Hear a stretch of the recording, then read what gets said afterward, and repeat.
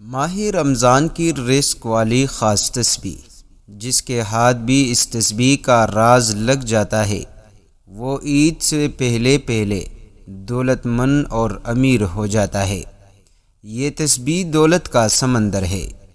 بسم اللہ الرحمن الرحیم، نحمدہ ونصلی ونسلم علی رسولہ الکریم، اما بعد۔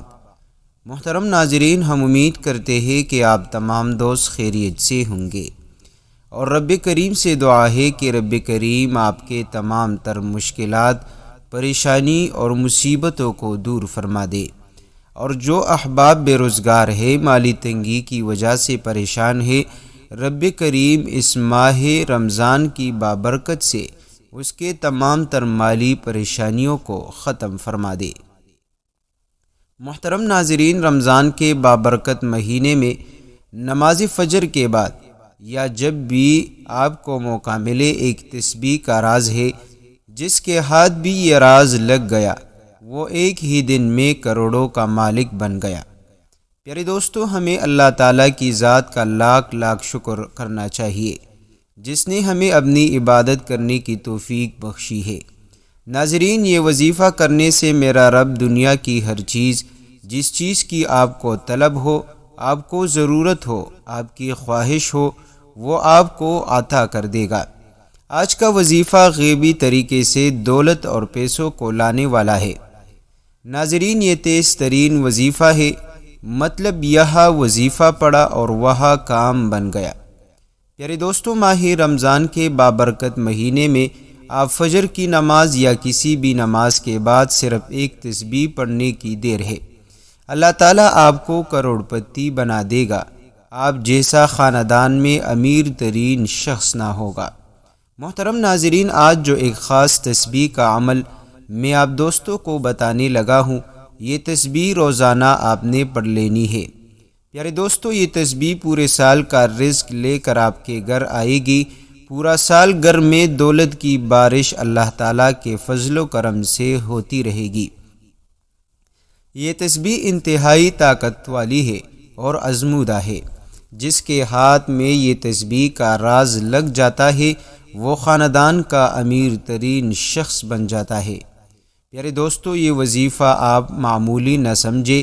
انشاءاللہ جب آپ اس تسبیح کو پڑھنے لگو گے اور اس کے اثرات، کرشمات، معجزات آپ کے سامنے ظاہر ہونے لگے گے، تو یقین مانیے آپ دعائیں دیتے دیتے تک جاؤ گے۔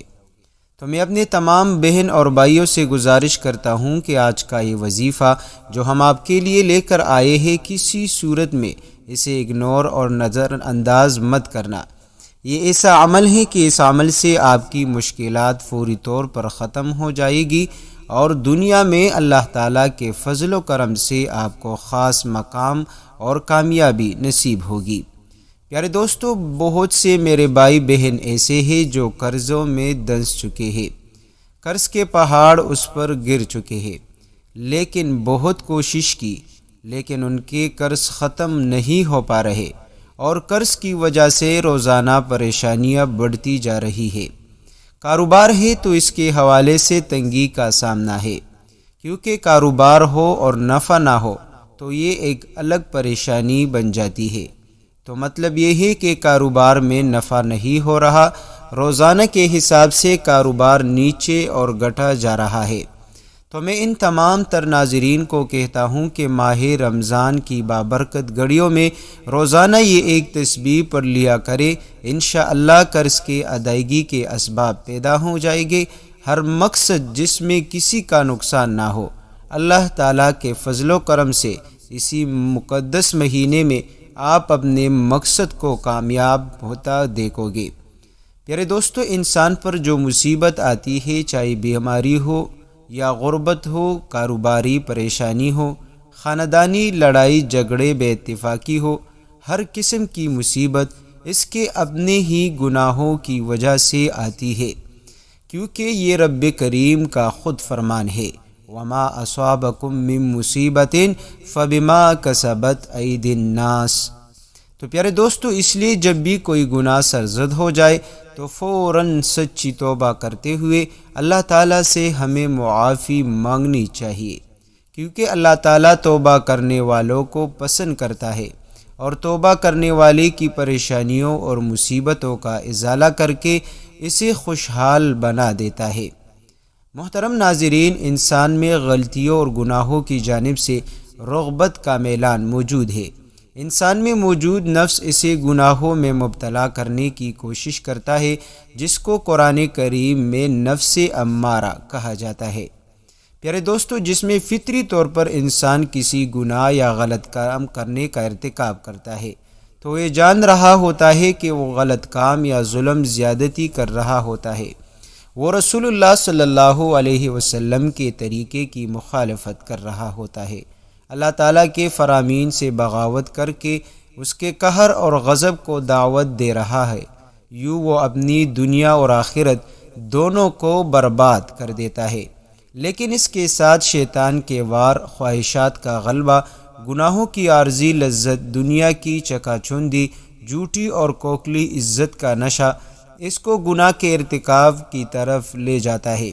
گناہ کے ارتکاب کے وقت جب بھی اس کا ضمیر اسے ان گناہوں کو چھوڑنے کا کہتا ہے تو یہ کہہ کر ضمیر کو خاموش کروا دیتا ہے کہ ابھی تو بہت عمر پڑی ہے، اور اسی طرح امیدوں اور خیالوں سے دل کو بہلاوے میں رکھتا ہے اور گناہوں کی گہری دلدل میں دنسا چلا جاتا ہے۔ در حقیقت انسان گناہ کے حق میں نہایت خطرناک ہے۔ گناہ کا اثر جسم میں زہر کی طرح سرائیت کرتا ہے۔ پیارے دوستو، حضرت آدم علیہ السلام کے جنت سے نکالے جانے اور ابلیس کے ملعون ہونے کی وجہ بھی یہی گناہ کی نحوستیں تھی۔ قوم نوح اور عاد اور سمود کو بھی گناہوں کی وجہ سے عذاب سے دوچار کیا گیا۔ گناہوں کے بے شمار نقصانات ہیں۔ گناہوں کی لذت انسان کی انسانیت کو ختم کر کے اس کے اندر حیوانیت کو فروغ دیتی ہے، انسان کی پرسنالٹی اور اس کی تشخص کو تباہ اور برباد کر رکھ دیتی ہے، انسان کے دل کو سیاہ اور سخت کر دیتی ہے۔ اور صرف یہی نہیں، گناہوں کے اور بھی بے شمار نقصانات اور اثرات ہیں جو انسان کے ذہنی، جسمانی اور روحانی کردار پر بھی اثر انداز ہوتے ہیں۔ اور اس میں سب سے بڑا نقصان یہ ہے کہ گناہوں کے ارتکاب کی وجہ سے انسان علم، عقل اور نور الہی سے محروم ہو جاتا ہے۔ جیسا کہ امام شافعی رحمۃ اللہ علیہ فرماتے ہیں کہ میں نے اپنے استاد سے کمزور حافظے کی شکایت کی تو انہوں نے مجھے ترک معاشی یعنی ترک گناہ کی نصیحت کی، اور آپ نے یہ بھی بتایا کہ حافظہ دراصل اللہ تعالیٰ کا ایک نور ہے اور اللہ کا نور گناہوں کو نہیں دیا جاتا۔ تو ناظرین کرام، گناہوں کا اثر یہ بھی ہوتا ہے کہ انسان کی روزی اور رزق میں تنگی آ جاتی ہے، اور یاد رکھیے کہ حصول رزق اور فراخی معاش کے لیے ترک گناہ سے بہتر کوئی چیز نہیں۔ اللہ تعالیٰ فرماتے ہیں کہ جو شخص اللہ سے ڈرتا ہے اور گناہوں سے باز آ جاتا ہے، اللہ اس کے لیے مشکلات سے نکلنے کا راستہ پیدا کر دیتا ہے اور اسے ایسی جگہ سے رزق دے گا جہاں سے اس کا گمان بھی نہیں ہوگا۔ تو ناظرین کرام، گناہوں کے سبب انسان کے دل میں اللہ تعالیٰ کی عظمت کم ہو جاتی ہے، تبھی تو انسان گناہ پر گناہ کرتا ہی چلا جاتا ہے، اور پھر بندہ گناہ کرنے میں کوئی عار محسوس نہ کرے تو دل پر پردہ پڑ جاتا ہے اور مہر لگ جاتی ہے، اور جب انسان اللہ تعالیٰ کو بھول جاتا ہے اور اللہ تعالیٰ اسے برباد کر دیتے ہیں، ذلت اور رسوائی اس کا مقدر بن جاتی ہے۔ ناظرین، اللہ بڑا بے نیاز جبکہ بندہ ہر وقت رب کریم کا محتاج ہے، پھر وہ اللہ کے ذکر سے کیسے غافل رہ سکتا ہے؟ اور اگر غافل رہتا ہے تو یقین کرے کہ اپنی جان پر خود ظلم کرتا ہے، کیونکہ اللہ تعالیٰ تو اپنے بندے پر کبھی ظلم نہیں کرتے، بلکہ بندہ خود ہی اپنے جان پر ظلم کرتا ہے۔ اس کا حال ایسا ہوتا ہے کہ جیسے اس کے پاس تلوار تو موجود ہے لیکن زنگ آلود ہے۔ گناہوں سے دل زنگ آلود مفلوج ہو جاتا ہے۔ نفس امارہ برائی کا حکم دیتا ہے اور خواہشات اور گناہوں سے قوی، دلیر اور درندہ صفت بن جاتا ہے، جبکہ نفس مر جاتا ہے، اور ایسا انسان دنیا میں مر چکا اور آخرت میں بھی اس کے لیے کوئی چیز نہیں۔ اگر وہ اللہ تعالیٰ کو یاد کرتا ہے تو دل ساتھ نہیں دیتا، زبان ذکر کرتی ہے تو اس کا دل غافل ہو جاتا ہے۔ ہر آدمی جانتا ہے کہ ہر اچھے اور برے عمل کا بھی رد عمل ہوتا ہے۔ دنیا میں پیش آنے والے حالات پر سب سے زیادہ اثر انداز ہونے والی چیز انسان کے اچھے یا برے اعمال ہی ہے، جن کا براہ راست تعلق اللہ تعالیٰ کی خوشنودی اور ناراضگی سے ہے۔ کسی خاص واقعے یا حادثے، طبعی اسباب جنہیں ہم دیکھتے ہیں، سنتے ہیں اور محسوس کرتے ہیں، وہ کسی اچھے یا برے واقعے کے لیے محض ظاہری سبب کے درجے میں ہے۔ سادہ لوگ حادثات اور آفات کو صرف ظاہری اسباب سے جوڑتے ہیں اور اسی اعتبار سے ان حوادثات سے بچاؤ کی تدبیر کرتے ہیں۔ پیارے دوستو، ضروری ہے کہ یہ سب کچھ اللہ تعالیٰ کے حکم اور امر سے ہوتا ہے، جس کا عقل اور حواس خمسہ کے ذریعے ادراک کرنے سے ہم قاصر ہیں۔ وہی الہی اور انبیاء کرام علیہم السلام کے ذریعے اللہ تعالیٰ نے جو ہمیں جزا اور سزا کا نظام سمجھایا ہے، وہ ہمیں غیبی نظارے کے بارے میں آگاہ کرتا ہے، اور یہ کسی بھی واقعے اور حادثے کا اصل اور حقیقی سبب اللہ تعالیٰ کی ناراضگی اور رضامندی ہے۔ اللہ تعالیٰ نے حالات کو خواہ اچھے ہو یا برے انسانی اعمال سے جوڑا اور وابستہ فرمایا ہے۔ چنانچہ انسان کے نیک اور برے اعمال کی نوعیت کے اعتبار سے احوال مرتب ہوتے ہیں، صحت مرض، نفع نقصان، کامیابی ناکامی، طوفان سیلاب وغیرہ۔ ناظرین محترم، یہ سب ہماری ہی بداعمالیوں کا ذریعہ ہوتے ہیں۔ ان سب احوال کے ظاہری اسباب کچھ بھی ہو، مگر حقیقی احوال ہمارے نیک یا برے عمل ہی ہوتے ہیں۔ ناظرین، اسی طرح کے خوفناک واقعات انفرادی ہو یا اجتماعی، دراصل اللہ تعالیٰ کی طرف سے الارم اور طبی ہوتے ہیں، تاکہ انسان اپنے اعمال کا محاسبہ کرے اور کوئی اس کی غفلت دل کی جنبش دینے میں کامیاب ہو جائے۔ پیارے دوستو، اچھے یا برے واقعات سے حاصل ہونے والا تجربہ بھی اسی پر شاہد ہے۔ ہمارے سارے لوگ اور قوموں پر اللہ تعالیٰ کی نافرمانیوں کی وجہ سے دنیا میں ہی مختلف قسم کے عذاب آئے ہیں۔ مثلا کوئی مسخ کیا گیا، کوئی زمین میں دنسایا گیا، کوئی دریا میں غرق کیا گیا، کوئی طوفان کی نظر ہوا، اور ان تباہ شدہ بستیوں کے کنڈرات آج بھی اس حقیقت پر مبنی ہے۔ اللہ تعالیٰ نے قرآن مجید اور رسول اللہ صلی اللہ علیہ وسلم کی احادیث مبارکہ میں اعمال کی حسب نوعیت اس بات کو جیسی کرنی ویسی برنی کے مختلف پہلو اور طریقوں سے بیان فرمایا۔ محترم ناظرین، چنانچہ کچھ غلطیاں ہوتی ہیں جو رزق میں تنگی کا باعث بنتی ہے اور ان مشکلات کا شکار رہتے ہیں، تو آج ہم آپ کو ایسی چیزوں کے بارے میں بتانے والے ہیں کہ وہ کون سی چیزیں ہیں جو ہمارے رزق میں بے برکتی پیدا کرتی ہے، ہمارے رزق میں مشکلات پیدا کرتی ہے اور اللہ تعالی ہمارا رزق تنگ کر دیتا ہے۔ آپ کو حدیث مبارکہ کی روشنی میں بتائیں گے کہ کس وجہ سے اللہ تعالیٰ انسان کا رزق کم کر دیتا ہے، تو پھر جان لیں اس کے بعد کچھ کام ضرور کرنے ہوں گے جو آپ کے لیے آسانیاں پیدا کر سکتے ہیں۔ اللہ تعالیٰ کا نام لے اور اللہ تعالیٰ سے مانگتے رہیے تو بے شمار نعمتیں اللہ تعالیٰ آپ کو عطا کرتا رہے گا۔ پیارے دوستو، سب سے پہلا عمل یہ ہے کہ جوتے پہن کر، کھڑے ہو کر یا ننگے سر کر کانا کانا رزق میں کمی کا باعث بنتا ہے۔ ناظرین، بہت سے لوگ جوتے پہن کر کانا کھا رہے ہوتے ہیں یا جلدی جلدی میں کھڑے ہو کر کانا کھا رہے ہوتے ہیں۔ ہم بہت سی ایسی خواتین کو بھی دیکھتے ہیں جو ننگے سر کانا کھا رہی ہوتی ہے۔ مثلا ہمارے گھروں کی عورتیں بھی ننگے سر کانا کھا رہی ہوتی ہے اور کانا دے بھی رہی ہوتی ہے، جس کی وجہ سے ہمارے گھروں کا رزق تنگ کر دیا جاتا ہے۔ ناظرین، دوسری وجہ یہ ہے کہ بیت الخلاء میں ننگے سر جانا بھی ہمارے رزق میں تنگی کا باعث بنتا ہے۔ عام طور پر دیکھا جاتا ہے کہ جب خواتین بیت الخلاء جاتی ہے تو ان کا سر ننگا ہوتا ہے۔ یہی ننگا سر اس گھر کے رزق میں تنگی کا باعث بنتا ہے۔ اس بات سے خواتین کو گریز کرنا چاہیے، کیونکہ اس بات سے رزق میں تنگی آتی ہے۔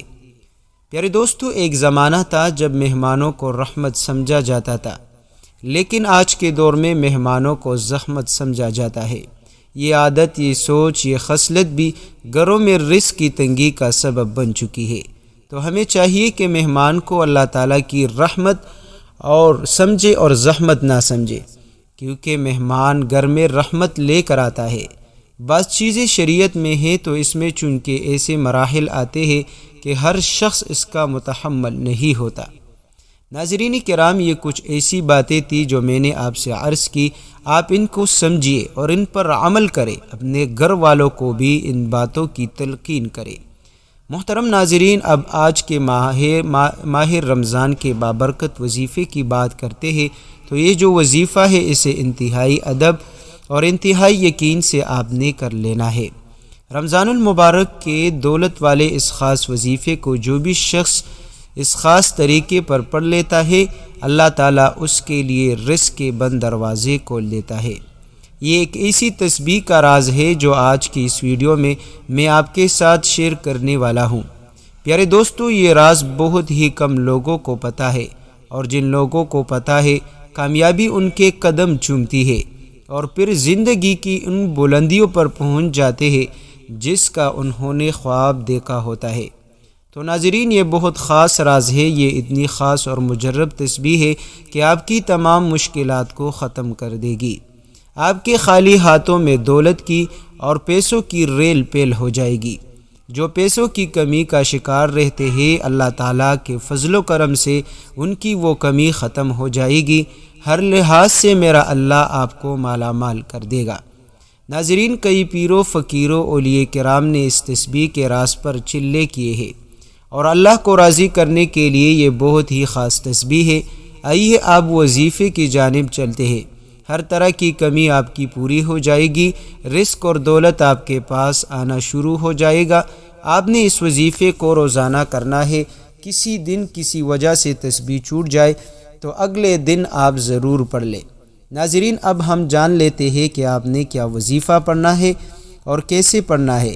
تو جان لیجئے کہ ماہ رمضان میں رزق والی یہ بابرکت تسبیح آپ کسی بھی وقت، کسی بھی جگہ، جہاں آپ کو جگہ مل جائے، باوضو ہو کر مصلی پر بیٹھ کر آپ نے سب سے پہلے رسول اللہ صلی اللہ علیہ وسلم پر درود بھیجنا ہے۔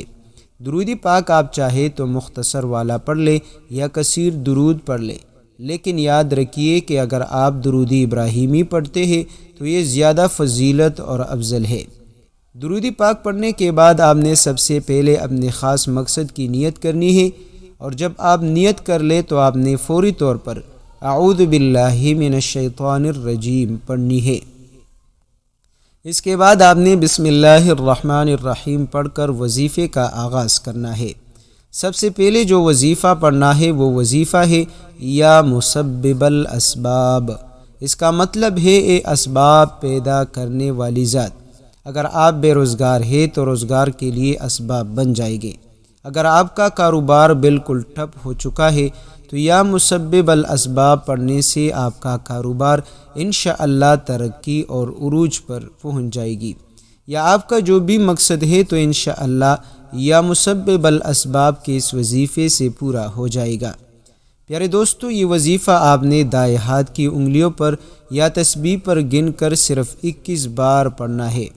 21 بار پڑھنے کے بعد آپ نے دوسرے نمبر پر جو وظیفہ پڑھنا ہے، اس وظیفے کو آپ نے اپنی زندگی میں بہت بار پڑھا ہوگا۔ بہت چھوٹا سا اور آسان سا وظیفہ ہے۔ یہ آپ کی اسکرین پر اللہ تعالیٰ کے پاک نام ظاہر ہو رہے ہیں۔ یا اللہ، یا فتاح، یا رزاق، یا غنی، یا مغنی، یا کریم، یا وہاب۔ یاد رکھیے کہ اللہ تبارک و تعالیٰ کے 7 بابرکت نام ہیں۔ ان 7 مبارک ناموں کو ایک دفعہ پڑھیں گے تو ایک شمار ہوگا، پھر دوسری بار اسی طرح پوری تسبیح آپ نے پڑھ لینی ہے۔ یاد رہیے کہ جب بھی تسبیح کی بات کی جاتی ہے تو اس سے مراد 101 مرتبہ ہوتا ہے، یعنی آپ نے اللہ کے 7 نام گن کر یا پھر تسبیح کے دانوں پر پورے 101 مرتبہ پڑھ لینے ہیں۔ ناظرین کرام، یا مسبب الاسباب پڑھنے سے اگر آپ کے شادی کے حوالے سے رکاوٹیں ہیں، آپ کی شادی نہیں ہو پا رہی، یا آپ کے اولاد ہے خواہ لڑکی ہو یا لڑکا، ان کی شادی کے اسباب بالکل نظر نہیں آ رہے، یا آپ غربت کے مارے ہیں، آپ کے گھر میں غربت بس چکی ہے، آپ کی زندگی غربت کی وجہ سے ویران ہو چکی ہے، جو کہ آپ کی اولاد کی شادی میں رکاوٹ بن رہی ہے، تو پیارے دوستو آپ یہ وظیفہ ضرور پڑھ لیں، اور یہ وظیفہ آپ نے یا مسبب الاسباب 21 مرتبہ پڑھنا ہے، اور اس کے بعد آپ نے یا اللہ، یا فتاح، یا رزاق، یا غنی، یا مغنی، یا کریم، یا وہاب۔ پیارے دوستو جب آپ اس طرح پڑھو گے، یہ 1 مرتبہ ہوگا، تو آپ نے اللہ کے یہ 7 نام 101 مرتبہ آپ نے پڑھنی ہے، یعنی اس کی ایک تسبیح آپ نے پڑھنی ہے۔ پھر اس کے بعد آپ نے جو تیسرے نمبر پر ہمارا وظیفہ ہے، جس کو اسم اعظم کہا جاتا ہے، اور وہ ہے یا حیو یا قیوم۔ پیارے دوستو یہ اتنا تیز اور پرتاثیر وظیفہ ہے کہ اگر آپ مکمل یقین کے ساتھ اور رو رو کر صرف چند سیکنڈ بھی اس وظیفے کا ورد کرو گے، تو آپ اپنے رب کی رحمتوں کو اپنے اوپر برستا ہوا دیکھو گے، اپنی مشکلوں کو فوراً اسی وقت آپ ختم ہوتے دیکھو گے۔ بیمار کے لیے پڑھو گے تو انشاءاللہ ہر قسم کے خطرات سے محفوظ رہے گا، اور اللہ کریم شفا عطا کرے گا۔ پیارے دوستو یہ وظیفہ آپ نے اللہ سے دعا مانگ کر کے دیکھیے، وہ ادھورے کام جو آج تک پورے نہیں ہو سکے، وہ آپ کی ضروریات جو آج تک پوری نہ ہوئی، وہ آپ کے بڑے بڑے مقاصد جس کے لیے آپ بہت کوشش کر رہے ہیں، اور وہ آج تک پورے ہونے کا نام تک نہیں لے رہا، تو آپ نے یہ تسبیح پڑھنی ہے، اور یہ یا حیو یا قیوم بھی آپ نے 101 بار پڑھنی ہے۔ پیارے دوستو جب یہ 3 وظائف پورے ہو جائے تو آپ نے چوتھے اور آخری نمبر پر یہ سورت پڑھنی ہے۔ بہت ہی آسان اور چھوٹی سی سورت ہے، لیکن اس کے کمالات ہم نے اکثر آپ کو بتائے ہیں، اور وہ سورت ہے سورۃ الکوثر۔ پیارے دوستو آپ نے سورۃ الکوثر کو صرف اور صرف 11 مرتبہ پڑھنی ہے، اور آخر میں آپ نے دوبارہ درود شریف کا اہتمام کرتے ہوئے ہاتھ اٹھا کر دعا ضرور مانگنی ہے۔ پیارے دوستو سب سے افضل بات جو ہے وہ دعا ہے، کہ دعا بندے کی تقدیر کو بدل کر رکھ دیتا ہے۔ جب بندہ رب کریم سے مانگتا ہے تو رب کریم بندے کو دیکھ کر خوش ہوتا ہے، اور فخر کرتا ہے کہ میرا بندہ مجھ سے مانگتا ہے، میرا بندہ سمجھتا ہے کہ میرے علاوہ اس کا کوئی نہیں، میرے علاوہ کوئی دینے والا نہیں۔ تو پیارے دوستو جو بھی وظیفہ آپ پڑھ لے تو اس کے بعد آپ نے دعا ضرور مانگنی ہے، کیونکہ دعا ایک ایسی عبادت ہے جس کے پڑھنے سے، جس کے کرنے سے آپ اپنی ہر مراد کو پا سکتے ہو، اپنے آپ کو ہر قدم بقدم کامیابی کے راستے پر گامزن کر سکتے ہو۔ تو پیارے دوستو آج کا یہ وظیفہ خوب اہتمام اور کامل یقین کے ساتھ پڑھیے، اور جو جو باتیں آپ کو رزق کی ممانعت کی بتائی گئی، رزق میں اضافے کی بتائی گئی، آج سے اس پر عمل کرنے کی کوشش کریں۔ اللہ تعالی ہم کو دین کی سمجھ عطا کرے، آمین یا رب العالمین۔